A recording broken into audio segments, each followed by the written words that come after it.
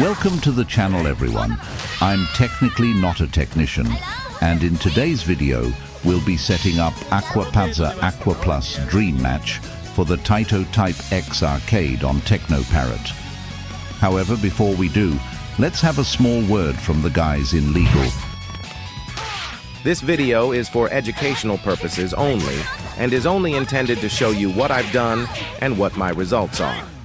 If you choose to modify your systems using this or any other information I've provided from any video or content I've created, you do so at your own risk. I, this channel, or any person connected to this video will not be held liable for any choices you make with your hardware or software. Modify at your own risk. Please keep in mind that this video does assume that you've installed TeknoParrot and its needed dependencies. If you've not, do not panic, as I do have a video covering that topic, and I'll be linking to it for your convenience. It's also important to note that this channel does not support software piracy. We assume you are using legally authorized ROMs. No one from or connected to this channel will provide you with ROMs or ROM links. Most repositories I've found have been in either standard or CHD formatted compressed files. For this video, we'll be using a ROM file that has been formatted as CHD, and we'll be using the extraction tools provided in the same repository that we've sourced our ROM file from. If you'd like to learn more about extracting TeknoParrot CHD files, please see above and in the description. In short, after we've downloaded both the extraction tool and the compressed ROM file, we'll copy the ROM file into the extraction tools folder. After moving your CHD file into your extraction subdirectory, double-click on the batch file listed as extractfile.bat, and the extraction will start and should continue unattended. In short, the batch file will extract the CHD using chudman.exe into an image file. Once done, the batch file then uses 7-zip to open the image and then extracts the TeknoParrot ROM into a subfolder labeled as TeknoParrot. The total extraction time was a little over 2 minutes. I will be speeding this up to save time, and I believe that everyone's speed will be different depending on the hardware of your system. When done, the batch file will inform us that we can press any key to continue, and in doing so, our terminal window will close, and we can continue by renaming the folder containing our ROM files to the same name as that of the CHD file. Doing so preserves the naming convention and makes for an easily identifiable ROM. With everything extracted, we now need to move our extracted ROM into the area where we store our ROM files. To do this, I'll expand my extraction tools subfolder to the right side of the screen, and when done, I'll expand a second folder on the left side of the screen and use this window to navigate to my TeknoParrot ROM files subdirectory. Once here, we'll paste our Aquapazza ROM folder into our ROMs subdirectory. After transferring our ROM files, we'll launch TeknoParrot and let it look and see if there is a software update. The developers of TeknoParrot are very active, and there doesn't seem to be a day that goes by that I do not have an update to apply. I do recommend keeping your build updated when adding new games, as doing so gives you the best compatibility. Next, I'd like you to look to the top left corner for a hamburger menu. Once you've found the hamburger menu, double-click on it, and a new list of items will present itself. And when they do, click on the second option titled Add Games. You'll now be given a list of compatible arcade cabs that work natively with TeknoParrot. Here you'll need to scroll down and find the option titled Aquapazza Aquaplus. Make that selection, and from the right side menu, click on the option for adding the game. With Aquapazza Aquaplus selected, click on the Game Settings option from the right center menu. When you do, you'll be given a short list of game options. For my controller, I'll be changing the input type to X input. You may not need it, as each of us has different controllers. I also wish to view the arcade in full screen, so we'll deselect the windowed option. Now at the top of the screen, you'll find a simple line. Click on it, and when you do, you'll be given the opportunity to find and select the arcade's executable file. Basically, you'll wish to navigate to the Aquapazza Aquaplus ROM folder and locate the correct file. Most of the time, TeknoParrot will give you a helpful hint in the form of the executable file's name listed within the brackets. After you made your selection, click on the Open option at the bottom and you'll be kicked back into the previous menu. After you save the arcade settings, you'll be kicked back into the arcade list menu, and with our arcade ROM selected, you'll wish to click on the controller setup option. This next section is going to differ from person to person, as again, we are all using different controllers, and on top of that, we all bind things differently. I'm not sure as of yet how I wish to bind my service and test buttons. Generally, I bind those to my keyboard.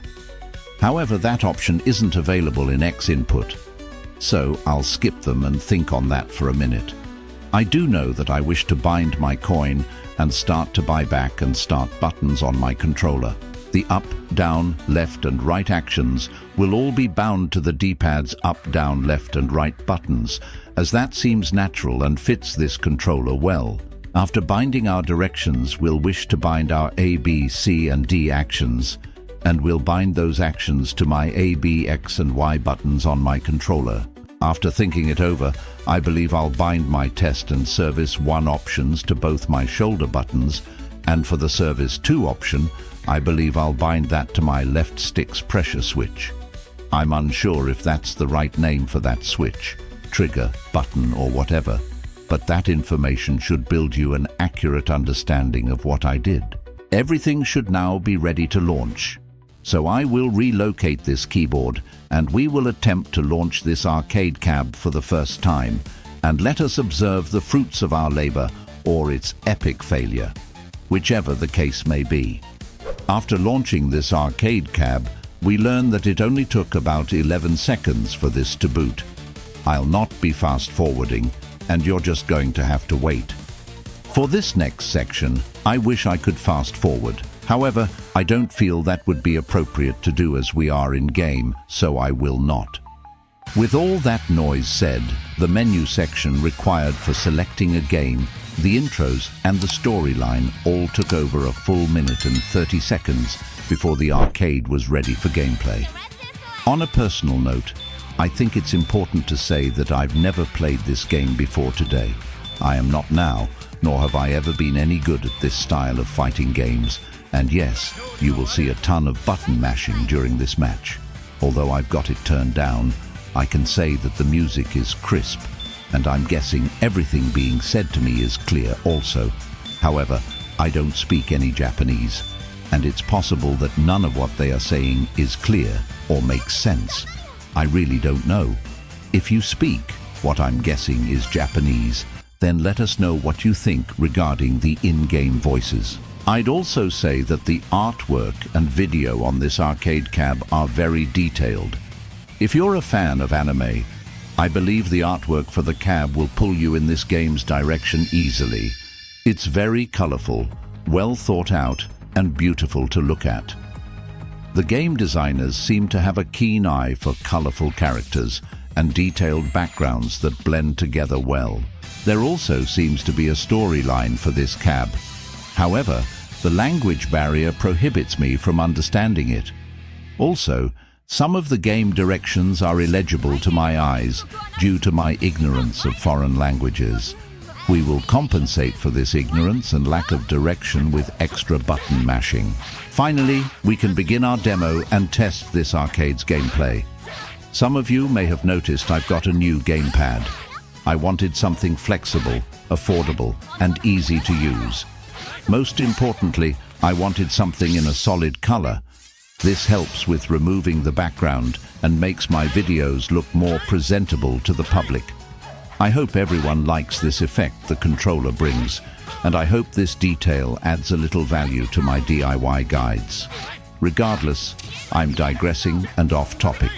The controls themselves feel great and very responsive, making for a very enjoyable experience. The direction actions all work well and give me a great deal of movement. All of the attack actions work great as well and feel smooth, giving me fine, detailed control of my avatar. If you know what you're doing, and when combining the two, you get an extension of yourself. Sadly, I do not know what I'm doing. As a result, this extension looks more like a clumsy child than of me. Again, this style of fighting game is not something I'm known for. I do enjoy these games, but I'm very well aware that there are those in our small arcade community that seem to excel at these games and are very competitive in their gameplay. In almost all of my gaming, I'm very lax and simply play to remove my small mind from big world issues. In short, I just want to have fun and not think for a little bit. I think it's good to totally decompress now and again. Let me know in the comments if you're a lax or competitive gamer. I'd like to know so I can get to know my audience a little better. I personally try not to play competitive style games with those who enjoy competition. Not that I have any issue with competition or those who enjoy it. I just find that real competitive players prefer to play with other competitive people. I don't feel I'm a good match in that regard. I personally did enjoy demoing this cab. I was able to win a few games, and that made me feel great about my button mashing skills. I'm unable to give you a one-on-one comparison, as I've not played this game at an arcade, nor have I played any of the ports of this gem on any console. However, from what I can tell, TeknoParrot's compatibility layer works well for this arcade software, giving us a great emulation experience and letting us enjoy this title in our very own home arcade. As of making this video, I had not done a fighting game, and I wanted to try something I'd never played or heard of. I'm glad I picked Aquapazza Aquaplus, if that's even how this title is pronounced. I truly have no idea. I'm not a linguist, and I am 100% relying on AI for this title's pronunciation. Regardless, the game is fun, easy to play, and seems to have a ton of replay value. I'd also like to talk a little about the controller I'm using, the 8-bit Do. I've tested this controller out via emulation with a few arcade cabs, some PlayStation emulation, and a little Halo on the original Xbox. It works well for a lax gamer like me. If you'd like to support the channel or simply check out the controller and adapter I'm using, then please check out the affiliate link in the description. If you've made it this far, I'd like to thank you for checking out this video. I hope you found it enjoyable and informative. If you did, please help this channel grow by hitting that like button, leaving me a comment, sharing this with a friend or on social media, and hitting that notification icon.